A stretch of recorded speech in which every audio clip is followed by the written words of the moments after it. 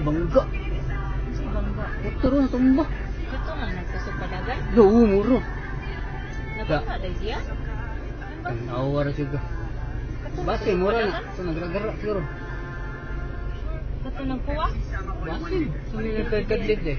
Siya? O siya. Diba nagkuwa siya? Oo. Siya. Nagragara.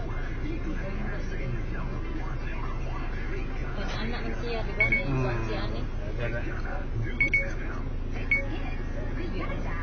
Sayo mo siya ng ang mira.